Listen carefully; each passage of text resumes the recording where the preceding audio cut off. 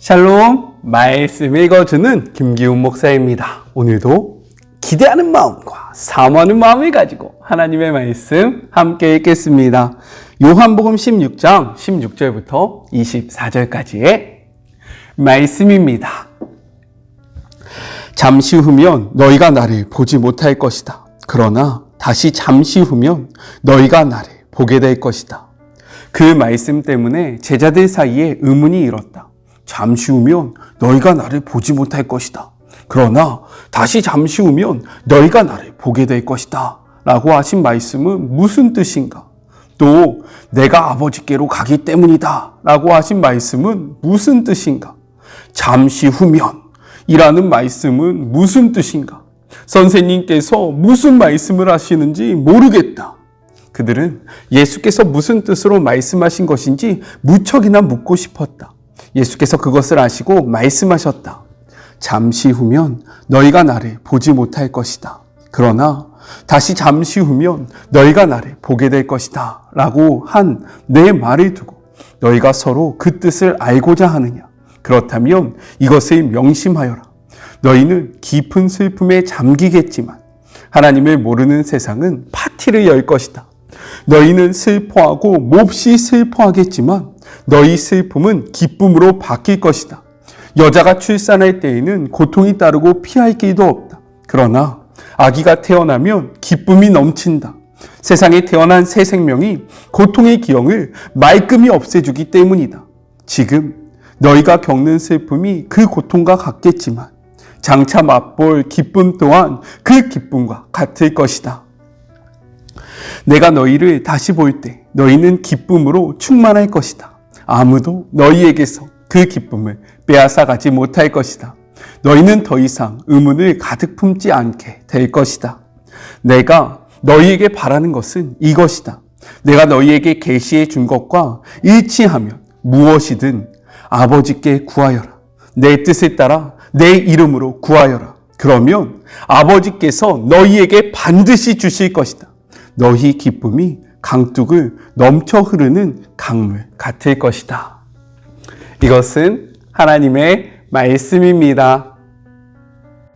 오늘 말씀은 내용상 세 부분으로 나눠서 생각해 볼 수 있습니다. 먼저 첫 번째 16절부터 18절 예수님의 말씀을 이해하지 못한 제자들입니다. 우리 17절의 말씀을 같이 한번 읽어볼까요? 제자 중에서 서로 말하되 우리에게 말씀하신 바 조금 있으면 나를 보지 못하겠고 또 조금 있으면 나를 보리라 하시며 또 내가 아버지께로 감이라 하신 것이 무슨 말씀이냐 하고 예수님은요 16절에서 조금 있으면 자신을 못 볼 것이고 또 조금 있으면 볼 것이다 라고 말씀하셨어요. 이에 제자들은요 이 말을 이해하지 못해서 서로 이야기를 합니다. 그들이 이해하지 못한 것은요 세 가지인데 먼저 조금 있으면 볼 수 없다는 말, 그 다음으로는 조금 있으면 다시 본다는 말, 마지막으로 예수님이 아버지께로 간다는 말을 이해하지 못했습니다. 이는요 먼저는 예수님의 죽음이 임박했다는 것을 나타내주고 있고요. 다음으로는 부활을 통해 제자들을 만날 시간이 가까이 왔다는 말을 뜻하고 있고 마지막으로 예수님께서 부활 후에 영광스러운 몸으로 승천하실 것이다 라는 말을 의미하고 있는 것입니다. 사실 이는 제자들에게 매우 어려운 개념이었습니다. 왜냐하면 물론 예수님께서 이에 대해서 몇 번이고 제자들에게 설명해 주셨지만 한 번도 경험해 보지 못했고 보지 못했던 일을 말로 이해한다는 것은 매우 어려운 일이기 때문입니다. 하지만 문제는 무엇이냐면 이러한 잘 이해가 되지 않는 난해한 문제 앞에서 제자들은요 예수님께 묻고 답을 얻으려고 하기보다 먼저 무엇을 했습니까? 서로에게 물어봤다라는 거예요. 야 이게 무슨 의미냐? 야 이게 무슨 뜻이냐? 서로에게서 답을 찾으려고 했던 그 모습이 문제가 된다라는 겁니다. 성경은요 특별히 예수님은요 이렇게 말씀하셨습니다. 누가복음 6장 39절의 말씀이에요. 또 비유로 말씀하시되 소경이 소경을 인도할 수 있느냐? 둘이 다 구덩이에 빠지지 아니하겠느냐? 이 말씀이 무엇입니까? 알지 못하는 자가요, 알지 못하는 자에게 물을 때에 답을 얻을 수 없다라고 말씀하신 거예요. 그렇기 때문에 우리는요, 성령님을 구해야 합니다. 왜냐면요, 예수님은 성령님을 이렇게 표현하셨기 때문인 거예요. 요한복음 16장 13절의 말씀입니다. 그러나 진리의 성령이 오시면 그가 너희를 모든 진리 가운데로 인도하시리니 그가 스스로 말하지 않고 오직 들은 것을 말하며 장래 일을 너희에게 알리시리라 라고 이야기하고 있습니다. 따라서 우리는요, 말씀을 읽기 전 무엇을 해야 합니까? 성령님을 구해야 한다라는 거예요. 진리의 성령님. 말씀을 깨닫게 하시고요. 말씀을 생각나게 하시고 정말로 이 말씀의 의미가 무엇인지를 바로 바라보게 하시는 그 성령님을 구하는 연습을 해야 합니다. 따라서 말씀을 묵상하기 전에, 말씀을 읽기 전에 성령님을 구하는 그러한 기도를 먼저 해보는 주의 모든 자녀들이 되었으면 좋겠습니다. 깨닫게 하시는 성령님의 은혜가 이 시간 가운데 임하셔서요, 하나님의 말씀을 온전히 이해할 수 있게 해달라고, 그리고 그 말씀을 온전히 쫓아갈 수 있는 힘을 달라고 기도하는 우리 모두가 되었으면 좋겠어요. 우리 같이 기도해봐요. 성령님을 구합시다. 아셨죠? 둘째, 19절부터 22절 해산하는 여인의 비유에 대해서 말씀하고 계십니다. 예수님의 말씀을 이해하지 못하는 제자들에게 예수님은 설명하세요. 먼저 20절에서요, 제자들은 곡하겠고 세상은 슬퍼하겠지만 그 때가 되면 제자들의 슬픔이 기쁨이 될 것이다 라고 말씀하세요. 그리고 21절 해산하는 여인의 비유를 통해서 부연 설명을 하십니다. 우리 21절의 말씀을 같이 한번 읽어볼까요? 여자가 해산하게 되면 그때가 이르렀으므로 근심하나 아기를 낳으면 세상에 사람 난 기쁨으로 말미암아 그 고통을 다시 기억하지 아니하느니라 라고 말씀하십니다. 성경은요, 극심한 고통을 나타낼 때 흔히 해산의 고통을 비유적으로 사용합니다. 예수님은요, 예수님의 죽음의 현실이 다가오기 시작할 때 제자들의 마음 상태가 이러하다라고 이야기하시고요. 그러나 해산하는 여인의 고통이 아기를 낳는 순간 기쁨으로 바뀌듯이 제자들이 겪는 내면적인 고통도 조금만 있으면 예수님의 부활을 통해서 그리고 예수님의 승천을 통해서 기쁨으로 변화되게 될 것이다 라고 말씀하고 계신 거예요. 특별히 우리가 여기서 생각할 것은 무엇이냐? 예수님께서 이러한 비유를 사용하신 것을 창세기 3장과 연결해서 생각해 볼 수 있다는 거예요. 우리 창세기 3장 16절의 말씀을 같이 한번 읽어볼까요? 또 여자에게 이르되 내가 내게 임신하는 고통을 크게 더하리니 내가 수고하여 자식을 낳을 것이며 너는 남편을 원하고 남편은 너를 다스릴 것이니라 하시고 라고 말씀하고 있습니다.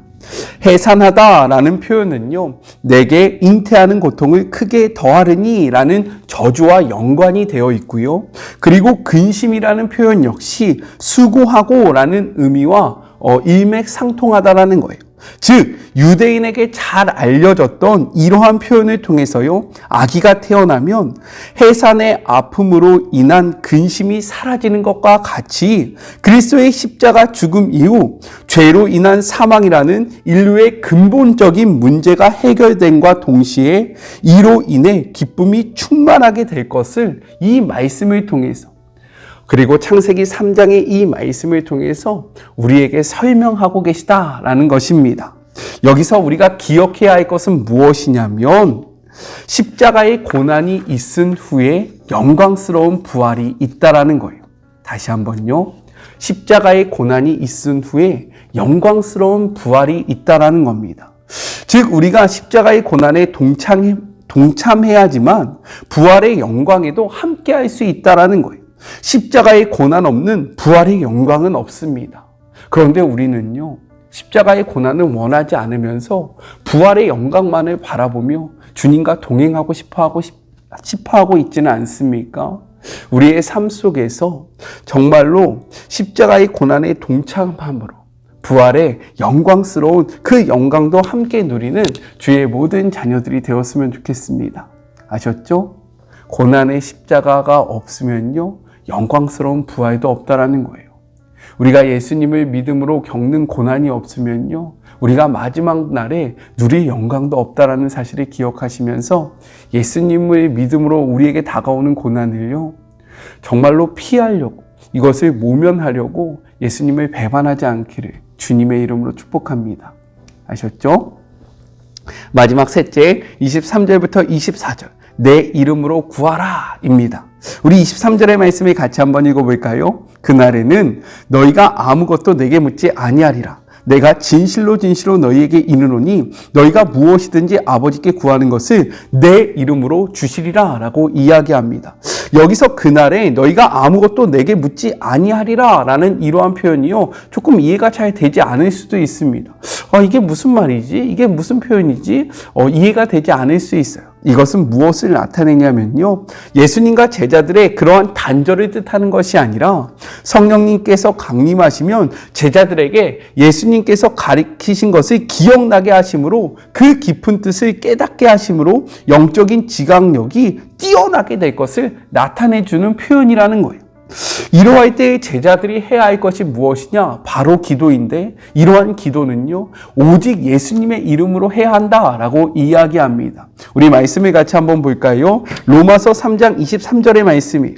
모든 사람이 죄를 범하였음에 하나님의 영광에 이르지 못하였더니, 24절입니다. 그리스도 예수 안에 있는 속량으로 말미암아 하나님의 은혜로 값없이 의롭다 하심을 얻은 자 되었느니라.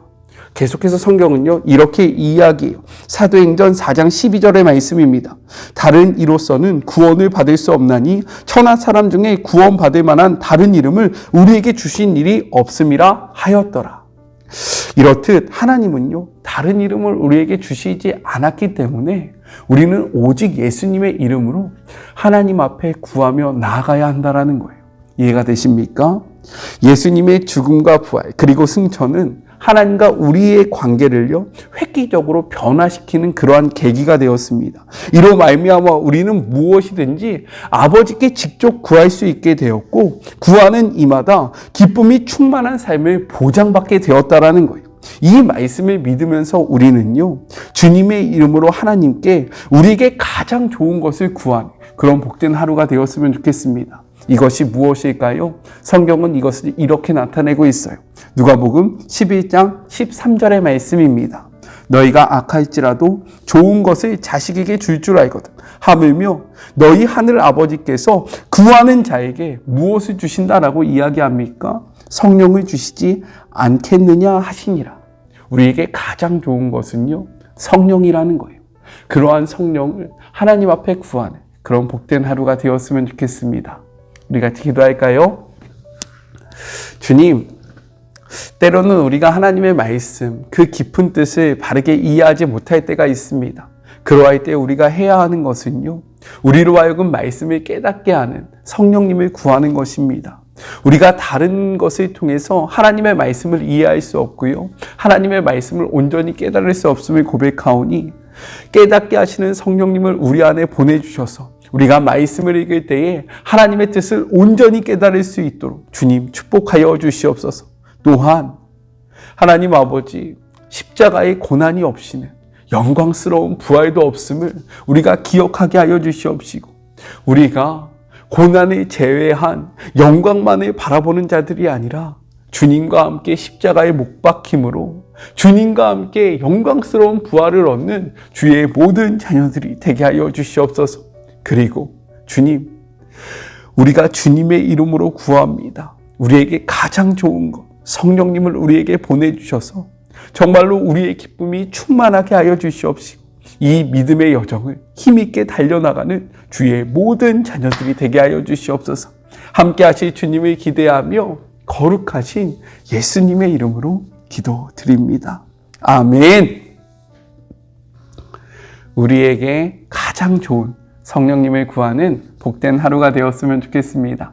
저는요, 또 내일 만나도록 할게요. 사랑하고 주님의 이름으로 축복하면서 오늘 하루도 힘내세요. 우리 내일 만나요. 안녕.